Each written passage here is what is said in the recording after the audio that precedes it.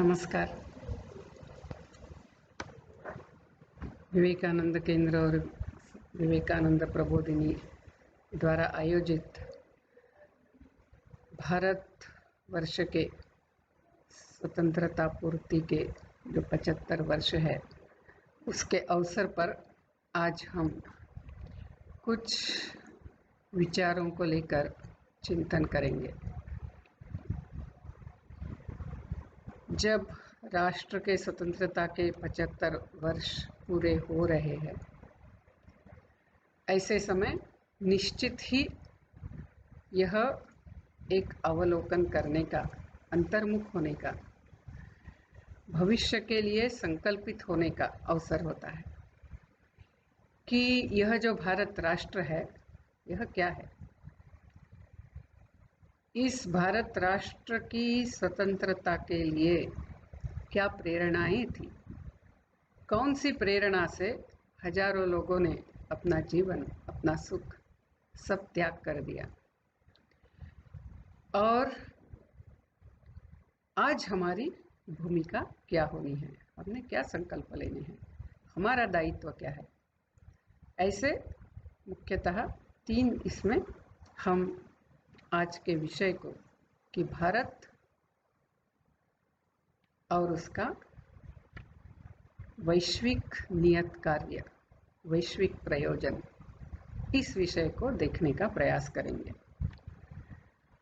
जब हम कहते हैं भारत राष्ट्र की अवधारणा, तो ये भारत राष्ट्र कब से है?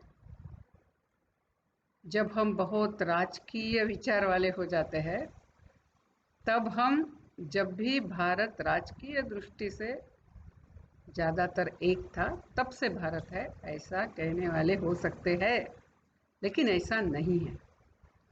वेद काल से ही भारत राष्ट्र, भारतीय जन्म, ऐसे सारे शब्दों का उल्लेख है। वेदों में तो ऋषि कहते हैं, वेदों में जो ऋचा है वो कहती है कि भद्रम इच्छन्त ऋषयः स्वर्विदाः, यानी विश्व का कल्याण करने की कामना करते हुए ऋषियों ने तप किया। जो आत्म तत्व को जानने वाले थे, ऐसे ऋषियों ने तप किया, और उस तप के कारण ही ततो राष्ट्रम बलम ओजश्च जातम, उस तप के कारण ही यह राष्ट्र निर्मित हुआ, इस राष्ट्र का जन्म हुआ। यानी राष्ट्र यानी एक विचारधारा, एक भावधारा, एक चैतन्य धारा, ऐसा यदि हम समझते हैं तो इस राष्ट्र की भावधारा जो है, उसका उद्गम ऋषियों के तप में है, और ऋषियों के विश्व के कल्याण करने के संकल्प में है, और उसमें इस भारत राष्ट्र का जन्म हुआ है। कितने हजार बरस हो गए पता नहीं। यदि आज हम ये जो जियोलॉजिकल डेटा सैटेलाइट के माध्यम से अध्ययन करते हुए जो मिला है, जिसके कारण वो कहते हैं कि सरस्वती नदी कॉमन इरा के पहले, यानी 1 CE के पहले 8000 बरस पहले बह रही थी, एकदम पूरे अपने वैभव से, जिसको वैदिक ऋषि नदी तमे यानी सर्वश्रेष्ठ नदी कहते हैं। यदि वो हम लेते हैं तो यह कम से कम 10,000 बरस पूर्व से है। राष्ट्र सूक्त है वेदों में। इतना ही नहीं, यदि हम यूरोप के सारे प्राचीन ग्रंथों का अध्ययन करते हैं, जिस किसमें भारत का उल्लेख है, तो उसमें भारत के अलग अलग राज्यों को अलग अलग समझा नहीं गया है, तो इस पूरे भारत राष्ट्र को एक राष्ट्र करके समझा है, और इसीलिए यह राष्ट्र तब से है। लेकिन जैसे अनेक आज के काल में जो अनेक विचार आए, जिस प्रकार से अलग अलग वैचारिक प्रवाह आए, या 300-400 बरस जो नेशन स्टेट की कल्पना यूरोप में आई, यानी एक राज्य यानी एक राष्ट्र। राज्य यानी जैसे आज हम कहते हैं महाराष्ट्र राज्य, असम राज्य, तमिलनाडु राज्य, वो राज्य नहीं, तो शासन संस्था, एक सरकार और एक राज्य, यानी जिसकी एक ही आर्मी होगी, जिसकी एक करेंसी होगी, जिसके एक ही प्रशासन होगा, ऐसा राज्य और राष्ट्र, ये दोनों एक, यानी नेशन स्टेट की संकल्पना।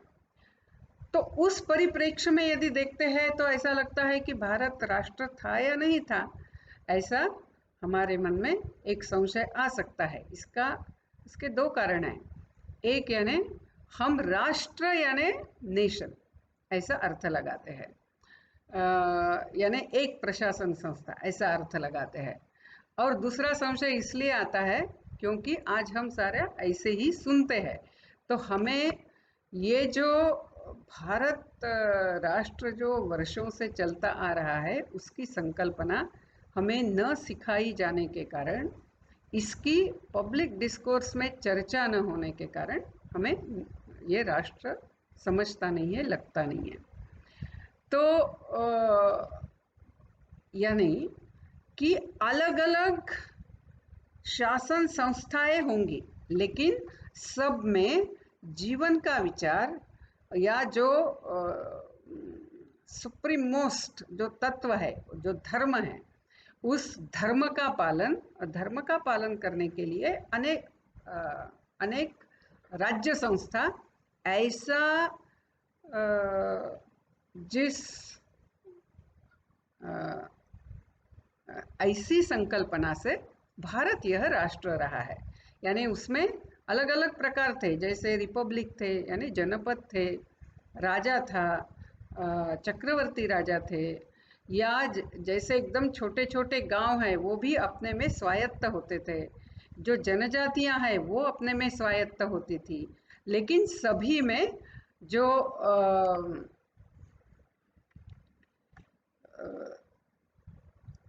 एक जीवन दर्शन है, जीवन की तरफ देखने का दृष्टिकोण है, जीवन का प्रयोजन है, समाज की तरफ देखने का दृष्टिकोण है, या जो जैसा हम कहेंगे एक भावधारा है, वो समान थी। और सारे ही कहते थे कि राजा से भी ऊपर, जनपद में भी सर्वश्रेष्ठ, जनजातियों में भी सारे अपने नियम है, उससे सर्वश्रेष्ठ यह धर्म है।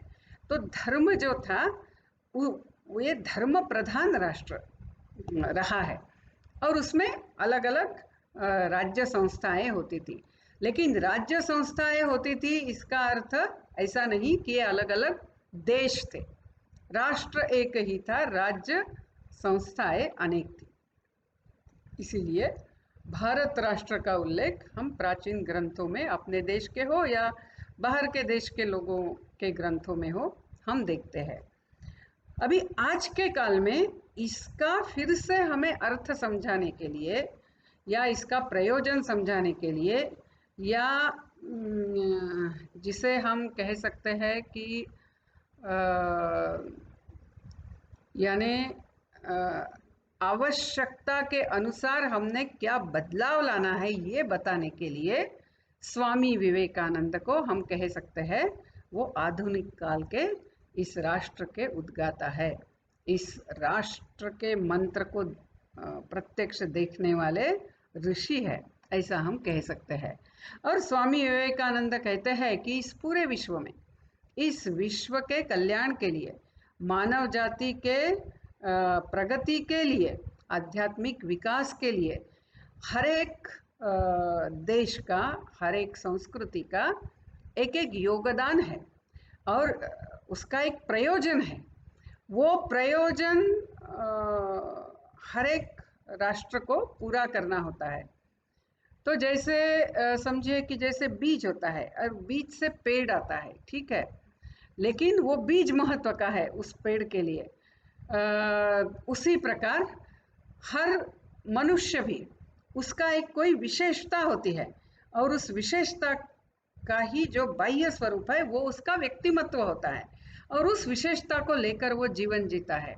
उसी प्रकार राष्ट्र का भी एक कोई बीज होता है, there is one seed, a thought, a purpose with which that nation is trying to manifest it in its national life. तो हर राष्ट्र का कोई प्रयोजन होता है, हर राष्ट्र का कोई संदेश होता है, हर राष्ट्र का कोई नियत कार्य होता है। और उसमें फिर स्वामी जी कहते हैं कि मनुष्य के आत्मा की अमरता का संदेश देने वाला, वो जीवन में कैसे अनुभूति उसकी करनी है, ये बताने वाला कार्य इस राष्ट्र का होने के कारण हम देखते हैं कि इतने आक्रमणों के बावजूद भी ये राष्ट्र जीवंत रहा है, क्योंकि उसका नियत कार्य पूर्ण नहीं हुआ है। और हर एक राष्ट्र उसका नियत कार्य पूर्ण होने तक रहता है, बाद में इतिहास में जमा हो जाता है। तो ऐसा यदि है तो भारत का नियत कार्य क्या है? तो जैसा मैंने बताया कि स्वामी विवेकानंद कहते हैं कि ये नित्य चलने वाला कार्य है, और इसीलिए ये राष्ट्र इतने हजारों बरसों से है और हजारों बरस रहेगा। लेकिन वो अपना कार्य पूरा कर रहा है क्या, वो मानव जाति की उत्क्रांति में सहायक हो रहा है क्या, ये देखना ये हमारा कर्तव्य होता है। अभी इसमें ऐसा क्या क्या इस राष्ट्र, क्या क्या ऐसे विचार है, विचार प्रवाह है, या जीवन तत्व है, या जीवन दर्शन है, जो इस राष्ट्र ने पूरे विश्व को देना है। तो यदि वो हम देखते हैं तो कुछ जो महत्व के बिंदु है वो एक है, यह है एकात्म जीवन दर्शन। यानी इस पूरे विश्व को हम कैसे देखते हैं? तो परस्पर जुड़ा हुआ, परस्पर संबंधित, परस्परावलंबी एक ही ईश्वर तत्व इस चराचर को व्याप्त है। अखंड मंडलाकारम व्याप्तम येन चराचरम। यानी ये पूरा जो सृष्टि है वो परस्पर जुड़ा हुआ, परस्पर संबंधित और परस्परावलंबी है। ऐसा जीवन दर्शन इस भारत राष्ट्र का है। आज हम जानते हैं कि क्वांटम फिजिक्स जिस प्रकार से आगे बढ़ रहा है, सच्चाई जानने का प्रयत्न बाह्य सृष्टि में देखकर करने का जो प्रयास विज्ञान का है, उसमें उन्होंने आज जिस स्तर तक वो आए हैं कि साइंटिस्ट भी ये कहने लगे हैं कि पूरा विश्व जो है वो परस्पर जुड़ा हुआ, परस्पर संबंधित, परस्परावलंबी है। आपने क्वांटम एंटेंगलमेंट के बारे में पढ़ा होगा कि मेरे शरीर में जो इलेक्ट्रॉन है या सूर्य में जो इलेक्ट्रॉन है, ये दोनों एक दूसरों को जानते हैं, कम्युनिकेट करते हैं और तुरंत करते हैं, उसमें कोई टाइम गैप नहीं है। यानी जैसे कुछ बातें यदि मुझे समझती है तो वो मुझे समझती है, यानी मेरे मन को समझ गई, बुद्धि को समझ गई, उसमें टाइम गैप नहीं होती है। तो ये पूरी, क्योंकि उनका समस्या ऐसी है कि यदि ये विचार संदेश भेजा जाता है तो ऐसा भी कुछ है कि जो प्रकाश के गति से भी ज़्यादा हो सकता है। ऐसा कम्युनिकेशन हो सकता है क्या? तो ऐसा संभव नहीं है। इसका मतलब ही ये सारा परस्पर जुड़ा हुआ है, ऐसा क्वांटम एंटेंगलमेंट का और भी अलग अलग अनेक प्रकार है, लेकिन अभी हम उसमें जाएंगे नहीं। लेकिन आज विज्ञान भी यही समझ रहा है। हम जानते हैं पर्यावरण भी यही समझता है कि सृष्टि में जो भी कुछ है वो सारा एक दूसरों से लिंक्ड है। यानी इसीलिए यदि शेर समाप्त हो रहे, शेर खत्म हो रहे, तो उस दृष्टि से पूरा जो वन्य जीवन है या अपने वन है वो भी नष्ट हो जाते हैं। इसीलिए सेव टाइगर प्रोजेक्ट शुरू हो गया। या वो छोटा सा जो केचुआ दिखता है वो भी हमें लगता है कि ये अर्थवर्म्स क्या है, इसकी क्या ज़रूरत है, लेकिन वो नहीं है तो हम जी नहीं सकते हैं। एक मधुमक्खी सारी समाप्त हो जाती है तो कहते हैं मनुष्य 3 बरस से ज़्यादा जीवन नहीं जी पाएगा, क्योंकि कुछ पोलिनेट ही नहीं होगा, कुछ फ्रूटिफाई ही नहीं होगा, नया कुछ आएगा ही नहीं, कुछ उगेगा ही नहीं। तो ऐसा यानी फल लगेंगे नहीं, ऐसा ये जो है पर्यावरण के दृष्टि से भी ये देखा है। तो इसीलिए पर्यावरण हो, विज्ञान हो, अध्यात्म हो, समष्टि हो, इन सारे दृष्टि से यह जो जीवन दर्शन है, एकात्म जीवन दर्शन, ये इस भारत राष्ट्र ने हजारों हजारों वर्षों तक समझा है। उसके अनुसार अपने जीवन राष्ट्र जीवन को ढाला है, ऐसे जीवन पद्धति को विकसित किया है कि जो इस अ, एकात्म जीवन दर्शन पर आधारित हम जीवन जी सकते हैं। यानी हम सबका रक्षण करते हुए, चाहे फिर वो परिवार हो, समाज हो, राष्ट्र हो, सृष्टि हो, क्योंकि सारा जुड़ा हुआ है। इसलिए जब मैं कहती हूँ तो मेरा ही प्रकटित स्वरूप परिवार है, मेरा और प्रकटित स्वरूप यह समाज है, राष्ट्र है, सृष्टि है। यह इसीलिए इन सबका कल्याण करते हुए ही जीवन कैसे जीना है, यह जीवन पद्धति, एकात्म जीवन दर्शन पर आधारित पद्धति, ये मानव समाज की आज की आवश्यकता है और जो भारत राष्ट्र ही दे सकता है। ये पहला प्रयोजन। दूसरा जो है कि मनुष्य जो है वो बेकार का बाय एक्सीडेंट ऐसा जन्मा नहीं है, वो पापी नहीं है।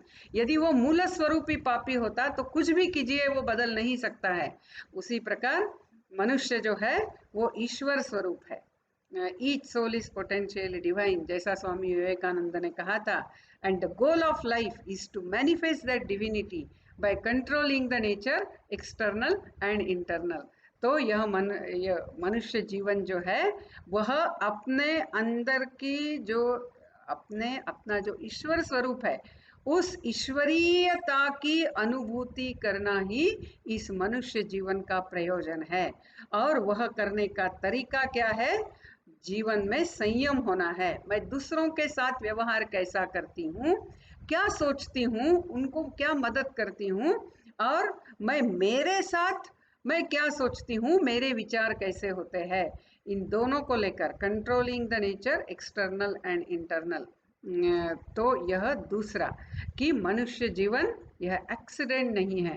मनुष्य जीवन यह सिर्फ मजा करते हुए और इंद्रियों का गुलाम होते होते हुए और वो करने के प्रोसेस में पूरे निसर्ग और समाज को ही विपन्न करते हुए या नष्ट करते हुए या तोड़ते हुए जीवन जीने के लिए नहीं है। वह अपने पूरे ईश्वर स्वरूप को, अपना आत्मचेतना, शरीर तो क्या कपड़े है, हम जैसे कपड़े बदलते हैं शरीर बदलते हैं, लेकिन अपने उस अमृत तत्व को, अमृत स्वरूप को जानना, यही मनुष्य जीवन का प्रयोजन है।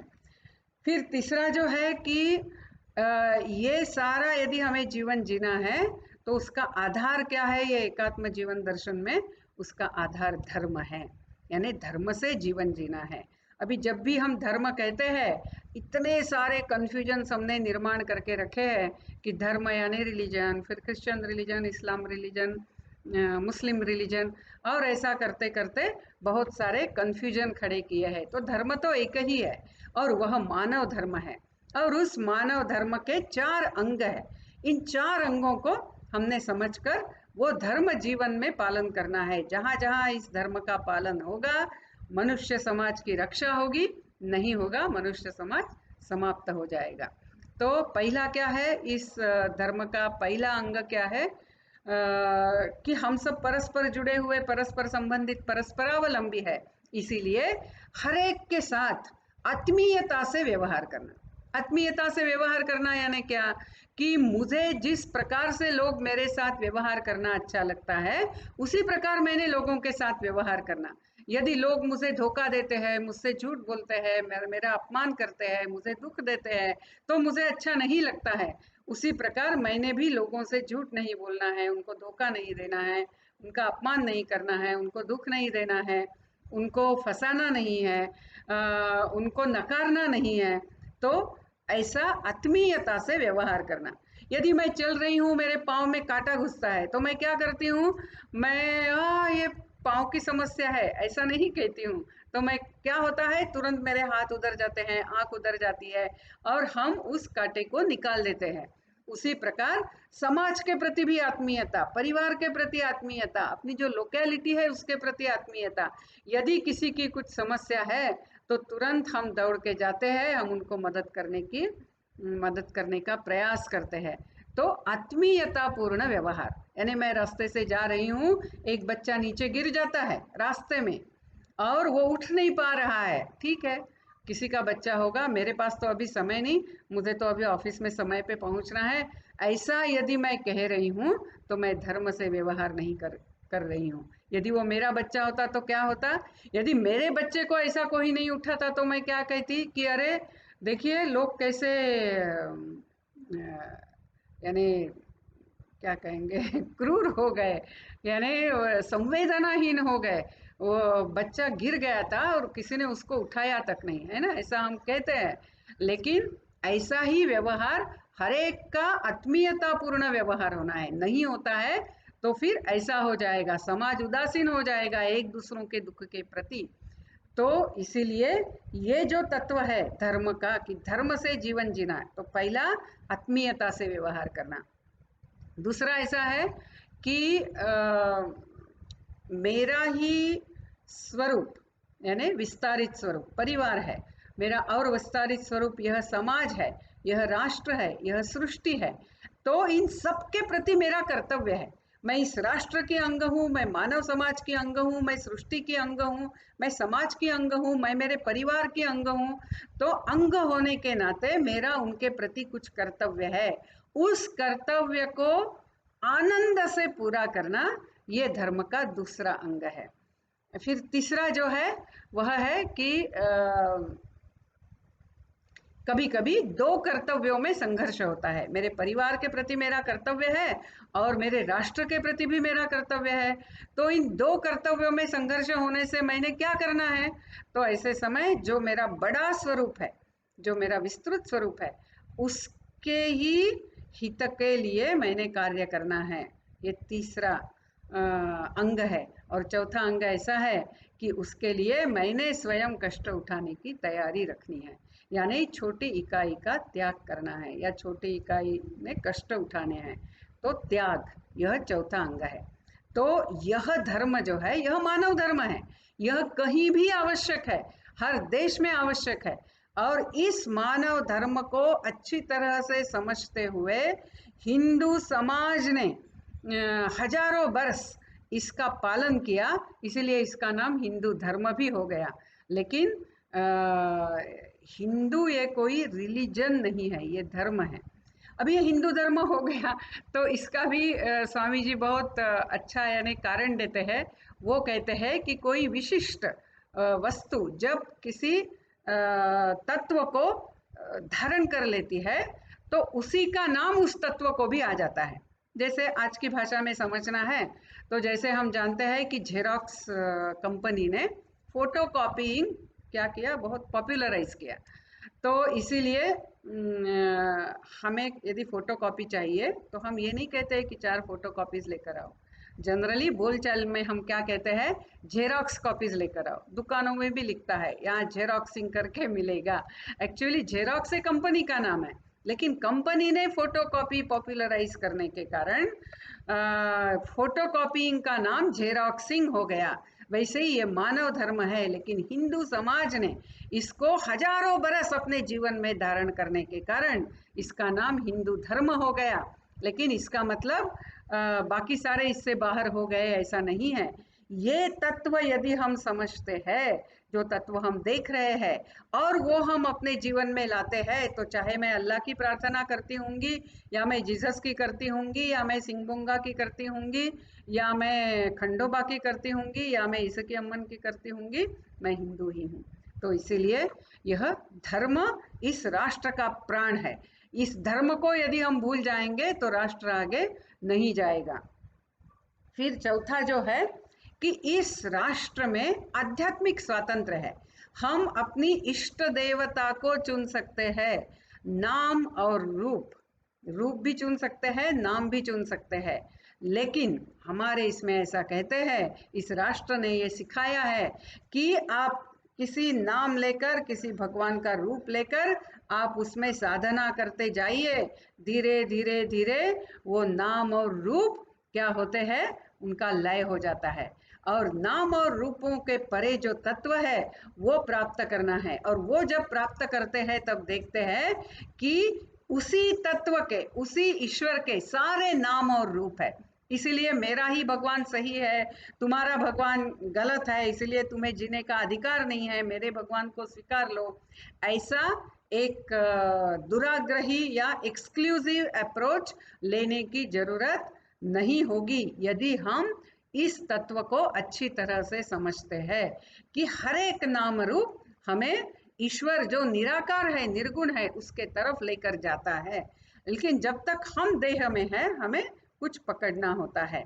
तो ये एक, फिर और एक जो है कि इसी राष्ट्र में हमने भौतिक जीवन और आध्यात्मिक जीवन, इसका बहुत ही सुंदर समन्वय साधा है।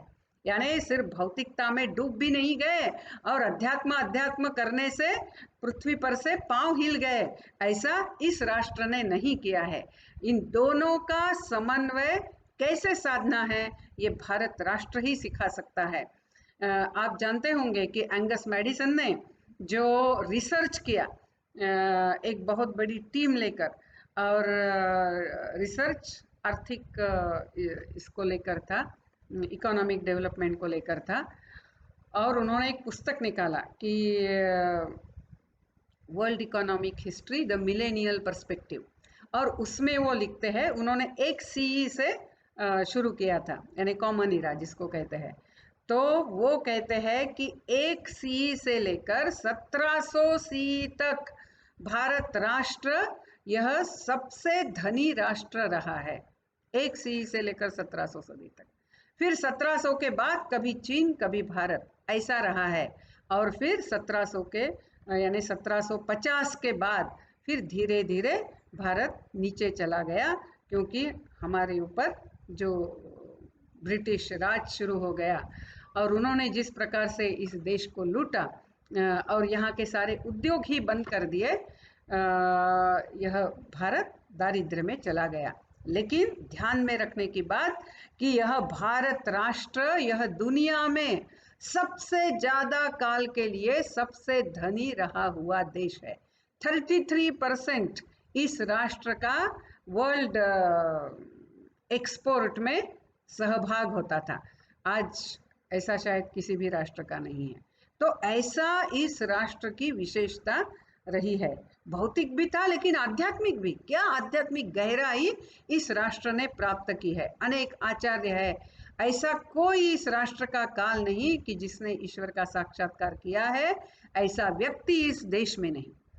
हर और राष्ट्र के, भारत राष्ट्र के हर कोने में ऐसे लोग हैं कि जिन्होंने अनुभूति की है। एक फॉरेनर है, उन्होंने भारत के बारे में बहुत सुंदर लिखा है। जब प्राचीन काल में जब वो आए थे, वो कहते हैं the Indians possess everything, Indians possess everything but they are possessed by nothing. यानी भारतीयों के पास सब कुछ है लेकिन वो किसी भी चीज में अटके नहीं है, किसी भी चीज के गुलाम नहीं है। कल्पना कीजिए, इसमें भौतिक और आध्यात्मिक दोनों का जो विकास है वो दिखता है। The Indians possess everything but they are possessed by nothing.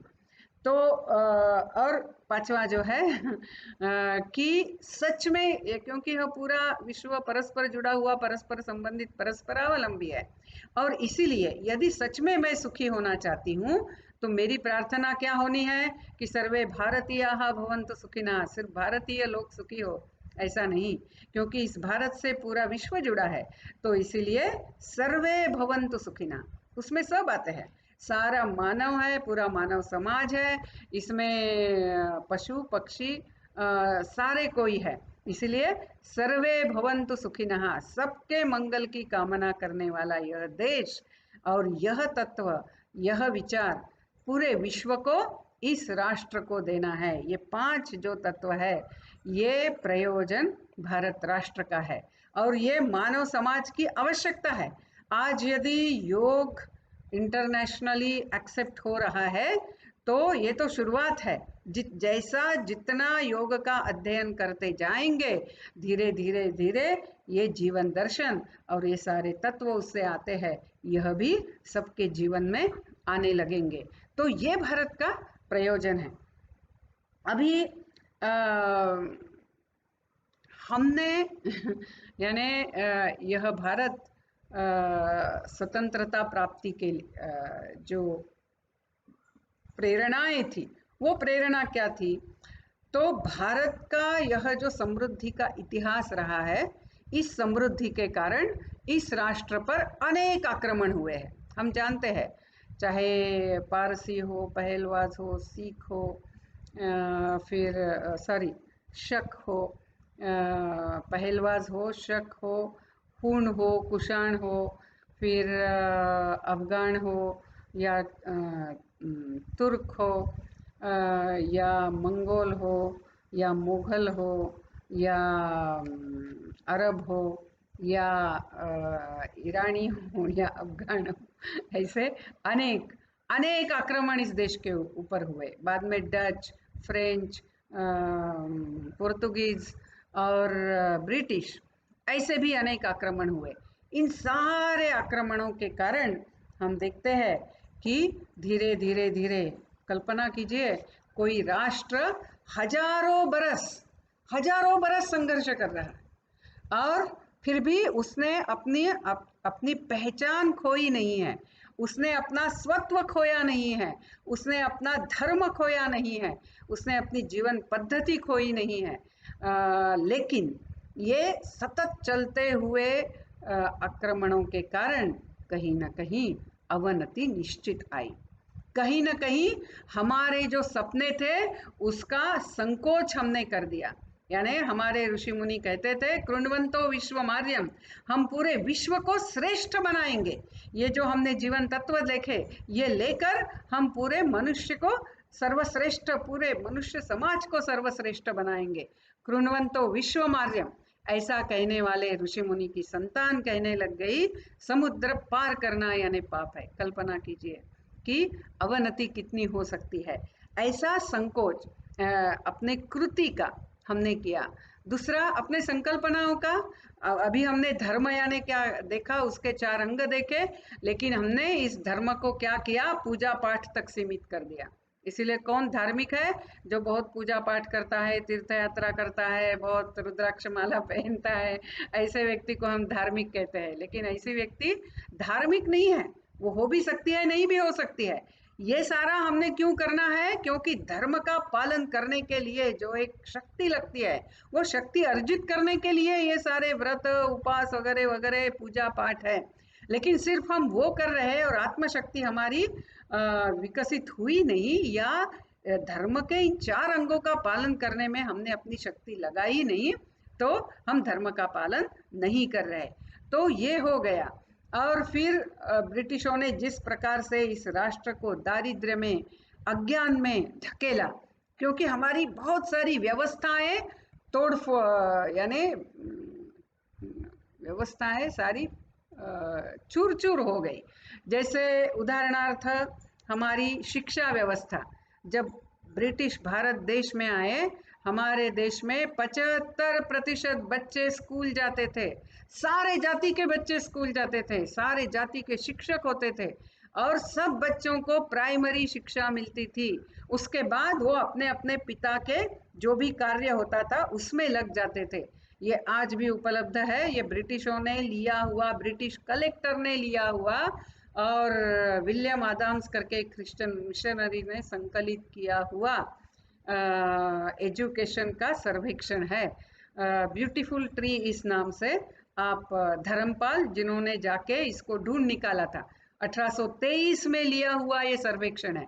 सो उसके अनुसार हमारे देश के बच्चे, यानी होम इंस्ट्रक्शन जो मिलती थी, क्योंकि ब्रिटिशों ने हमारी ग्राम व्यवस्था तोड़ दी, ग्राम व्यवस्था तोड़ दी, तो शिक्षा व्यवस्था के लिए जो पैसे उसके लिए रखे जाते थे वो बंद हो गए। वो बंद हो गए तो फिर भी कुछ लोगों ने स्कूल चलाए, लेकिन कुछ लोगों ने अपने घर में प्राइवेट इंस्ट्रक्शन शुरू किया आजू बाजू के बच्चों के लिए।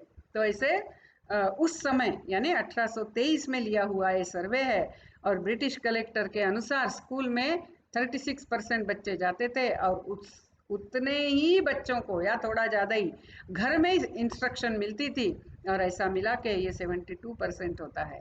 और ब्रिटिश जब इस देश को छोड़ गए, हमारे देश में सिर्फ 17% लोग स्कूल जाते थे। कल्पना कीजिए, शिक्षा व्यवस्था टूट गई, हमारे बाकी जातियों की शिक्षा ही बंद कर दी डाउनवर्ड फिल्ट्रेशन मेथड में।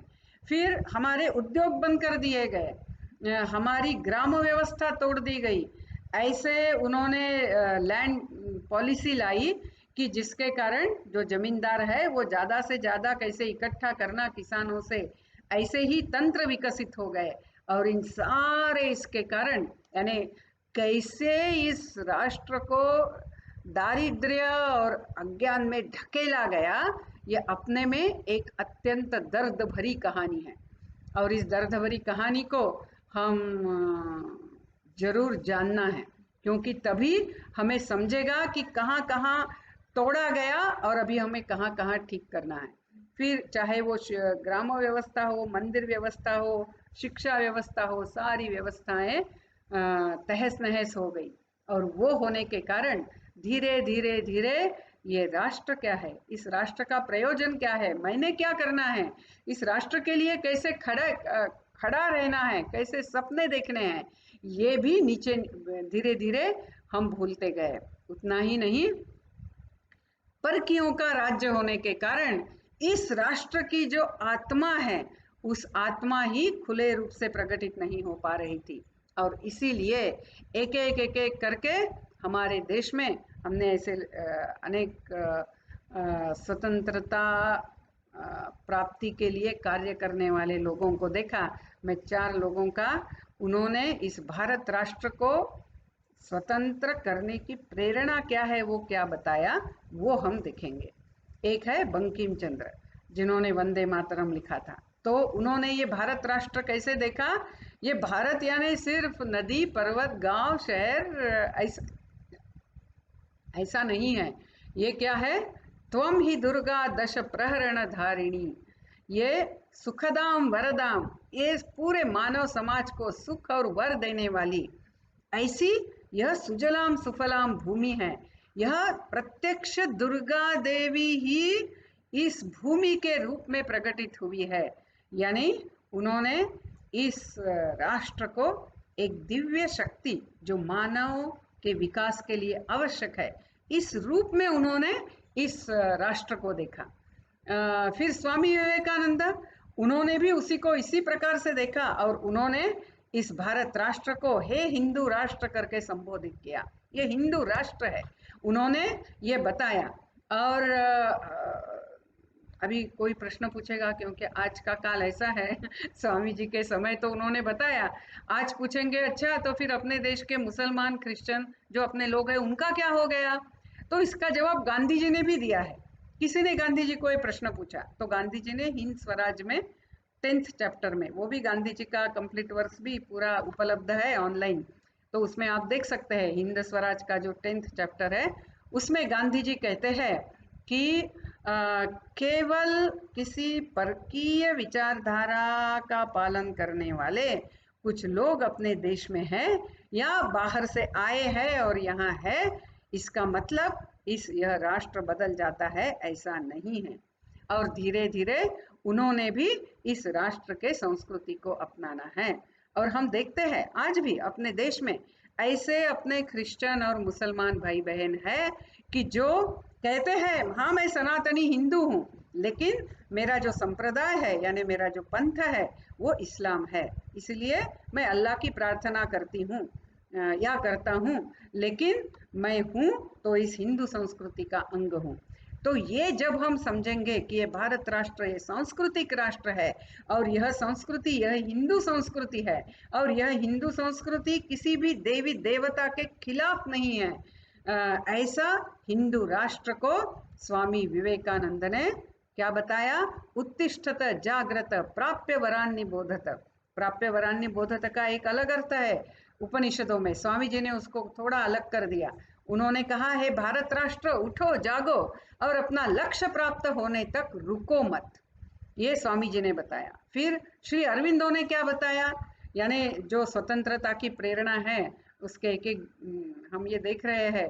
तो स्वामी जी ने बताया, श्री अरविंदों ने बताया कि पहले मैं समझता था कि इस राष्ट्र के लिए काम करना ये धर्म है ना। धर्म यानी क्या? तो इस राष्ट्र के लिए कार्य करना, इस राष्ट्र की स्वतंत्रता के लिए कार्य करना, ये धर्म है। लेकिन जब मैं अलीपुर जेल में था और इस जेल में जिस प्रकार से मुझे अनुभूति हुई कि ईश्वर सर्वत्र है, और उस अनुभूति के कारण मुझे जो जो ज्ञान प्राप्त हुआ, आज मैं आपको बताता हूँ कि इस राष्ट्र के लिए काम करना धर्म है, ऐसा नहीं है। तो सनातन धर्म ही इस राष्ट्र की राष्ट्रीयता है। और जब जब सनातन धर्म बहुत अच्छी तरह से हमारे जीवन में होता है, तब तब यह राष्ट्र का पुनरुत्थान होता है। और जब धर्म की अवनति होती है, इस राष्ट्र की अवनति होती है। और यदि सनातन धर्म, सनातन यानी जो शाश्वत है, सदैव है, ऐसा सनातन धर्म यदि नष्ट हो सकता है, तो यह भारत राष्ट्र भी नष्ट हो जाएगा। लेकिन ऐसा होगा नहीं। ये सनातन धर्म ही इस राष्ट्र की पहचान है। और इसीलिए जब हम कहते हैं कि हमें राष्ट्र को स्वतंत्र करना है, तो किस लिए करना है? इस सनातन धर्म को फिर से अच्छी तरह से, प्रखरता से, प्रभावी रूप से समझकर हम अपने जीवन में उसका पालन करें, ऐसा श्री अरविंदो कहते हैं। फिर जो हम कह सकते हैं क्रांतिकारियों के शिरोमणि थे, फिर महात्मा गांधी, जिन्होंने काफ़ी बरस अपने देश के स्वतंत्रता के आंदोलन को नेतृत्व किया, आंदोलन का नेतृत्व किया। वो क्या कहते हैं? वो कहते हैं कि ये राम राज्य होना है। यानी भारत क्यों स्वतंत्र होना चाहिए? क्योंकि हम राम राज्य लाना चाहते हैं। क्या है राम राज्य? राम राज्य में क्या है? एक तो सब लोग अपना काम योग्य प्रकार से करते हैं, लेकिन सबसे महत्व का राम राज्य का जो क्रक्स है वो ये है कि प्रजा के हित में, समाज के हित में जो भी श्रेष्ठी है, यानी जो भी नेतृत्व कर रहा है, जिस भी स्तर पे, हम हर एक अलग अलग स्तर पे हम सारे नेतृत्व करते हैं, तो जिस भी स्तर पे हम नेतृत्व कर रहे हैं, हमने समाज हित में खुद के सुख का त्याग करना है। जैसे श्री रामचंद्र जी ने समाज हित में, समाज की नैतिकता कायम रहे, इसके लिए अपने पारिवारिक सुख का त्याग किया। कैसे? लक्ष्मण को बताया कि सीता को वाल्मीकि आश्रम के पास छोड़कर आओ। उन्होंने सीता का त्याग नहीं किया, उन्होंने पारिवारिक सुख का त्याग किया। और इसीलिए जब यज्ञ करना था, तब लोगों ने बताया यज्ञ तो सपत्नीक ही हो सकता है, और आपकी पत्नी तो पास में है नहीं, तो आप फिर से विवाह कीजिए। इन्होंने कहा नहीं, सीता मेरी पत्नी है, सिर्फ वो मेरे पास नहीं है। उसकी मूर्ति बनाई है और सीता की मूर्ति रखते हुए उन्होंने यज्ञ किया। यानी पारिवारिक सुख का त्याग, वैवाहिक सुख का त्याग उन्होंने राष्ट्र के हित में किया। ऐसा राम राज्य, कल्पना कीजिए यदि हमारे देश में हर कोई, हर स्तर का नेतृत्व यदि हमेशा समाज के हित में निर्णय लेता है और उसके लिए स्वयं कुछ कष्ट उठाता है, तो यह राष्ट्र कितना जल्दी आगे जाएगा।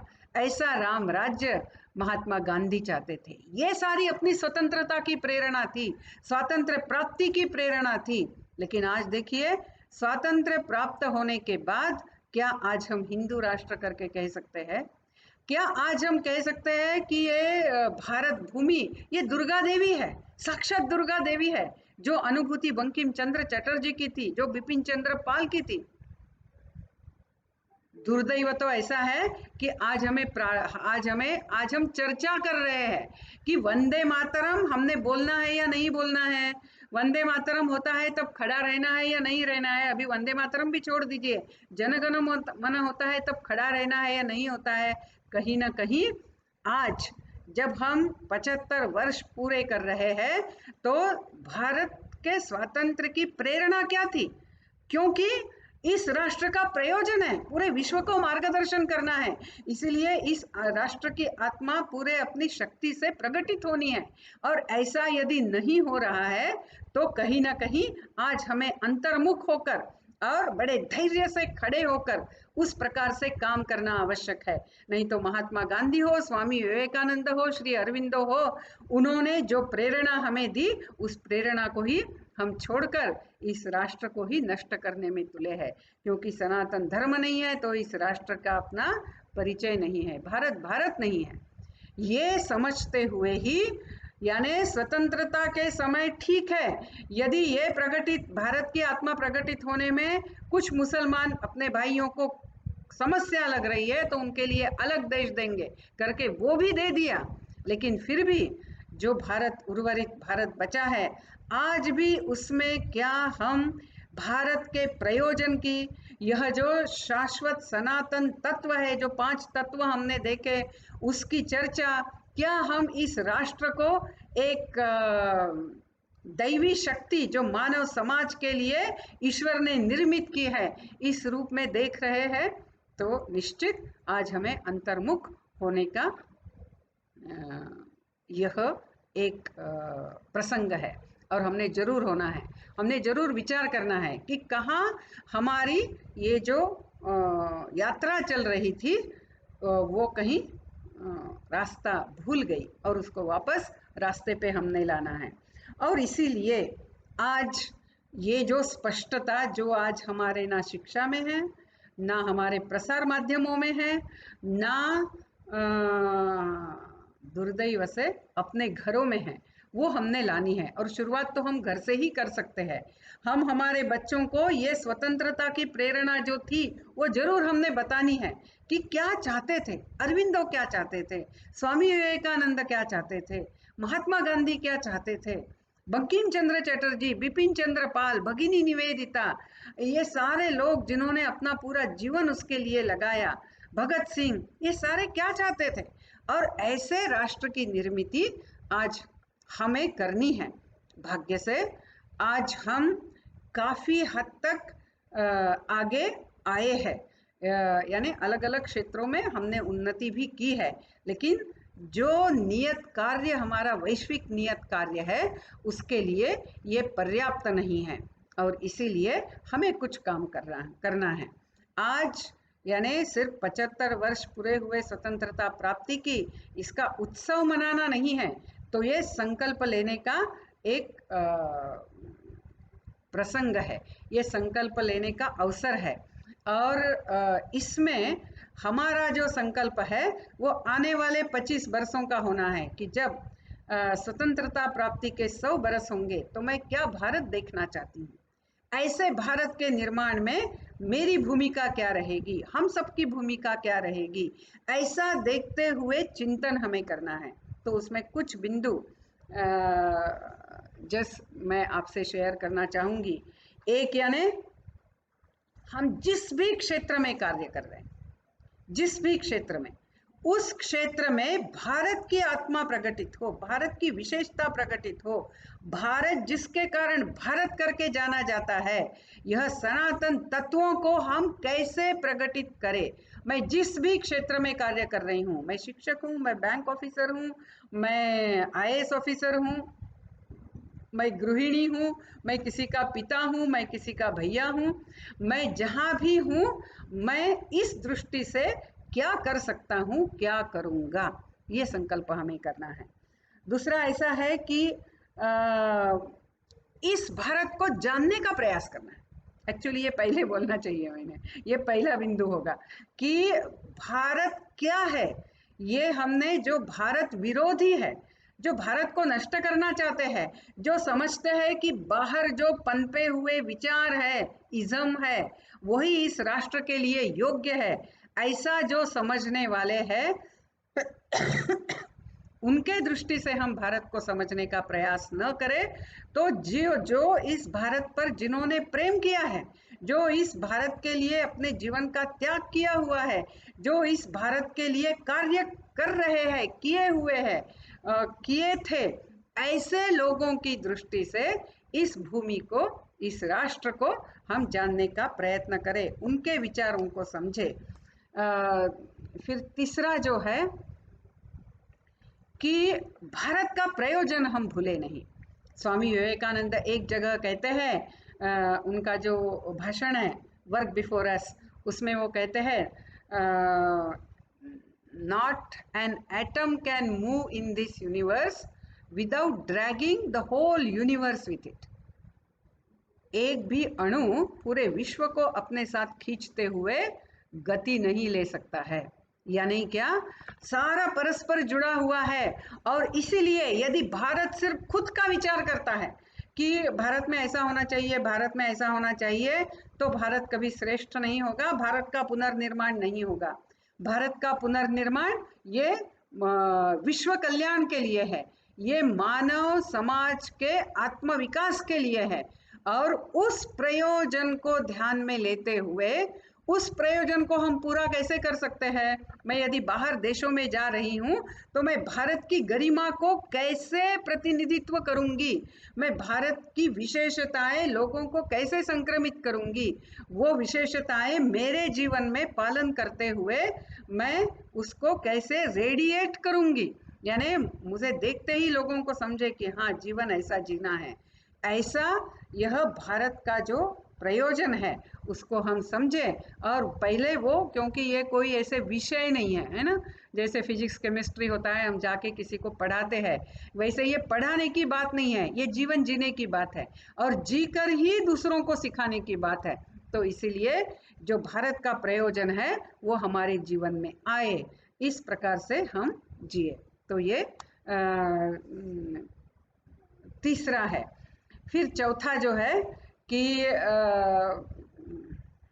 मैक्स मुलर था ना, वो मैक्स मुलर जो भी भारत देश में भाषण देने के लिए, सॉरी आईएएस करके, उस समय आईएएस नहीं कहते थे उसको, इंडियन सिविल सर्विस कहते थे, तो जो भी उस सिविल सर्विसेज के लिए यहाँ आते थे उन लोगों को वो भाषण देते थे।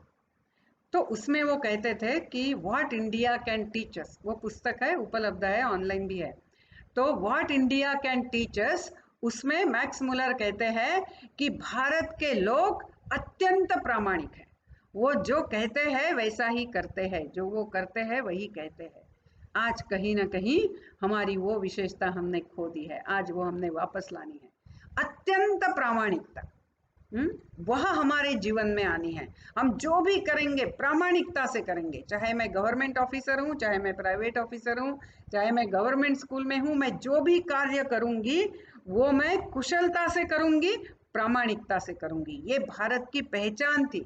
इसीलिए अभी देखिए ये जो गामोसा यहाँ डाला है, सिर्फ आंग पोछने का कपड़ा है, आसाम में बनता है, लेकिन छोटा सा भी बनाएंगे उसमें इतना सुंदर डिजाइन करेंगे, हर कार्य बड़ी सुंदरता से करने का, कुशलता से करने का, प्रामाणिकता से करने का इस राष्ट्र का परिचय था। वो परिचय हम वापस प्राप्त करें, ये संकल्प करें। इन 25 बरस में भारत का ये परिचय होना है कि भारत के लोग प्रामाणिक है और भारत के लोग जो भी कार्य करना है कुशलता से करते हैं, प्रामाणिकता से करते हैं।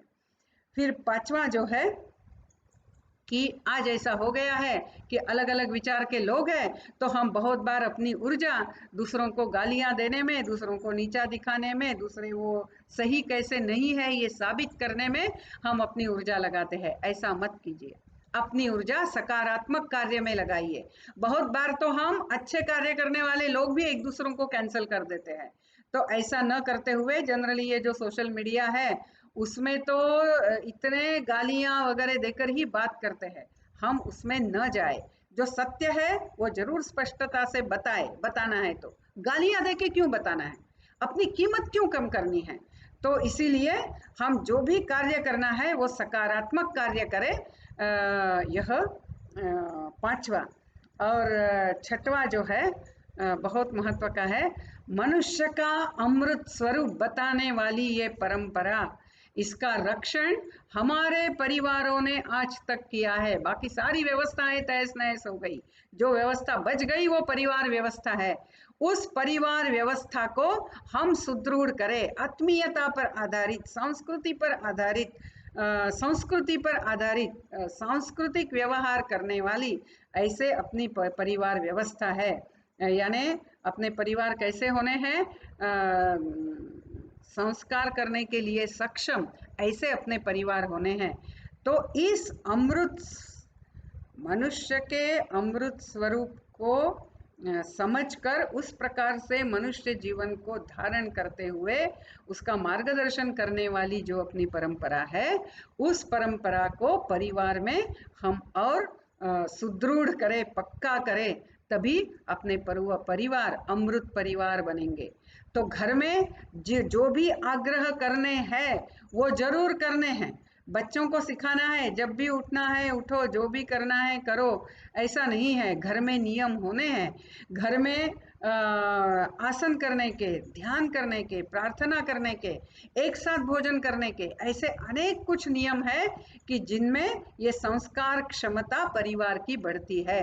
तो ऐसे कुछ नियम करते हुए हम अपने परिवारों को भी अमृत परिवार करें, तभी अपने भारत का जो प्रयोजन है मनुष्य के कल्याण में, मनुष्य के आत्मविकास में, विश्व के कल्याण में, इस पूरे सृष्टि के कल्याण में, वह प्रयोजन को पूरा करने का दायित्व भारत निश्चित कर सकेगा। आने वाले 25 बरस यह एक अपना लक्ष्य निर्धारित करते हुए हम ऐसा करें, और जब हम स्वतंत्रता के 100 बरस मनाएंगे, तब यह भारत राष्ट्र ऐसा वैभवशाली राष्ट्र होगा कि जिसको हम दुर्गा स्वरूप देखते हैं।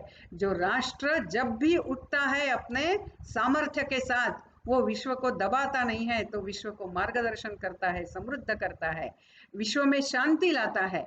ऐसा कार्य करने वाला भारत राष्ट्र हम 25 बरस के बाद जरूर देखने का संकल्प करेंगे।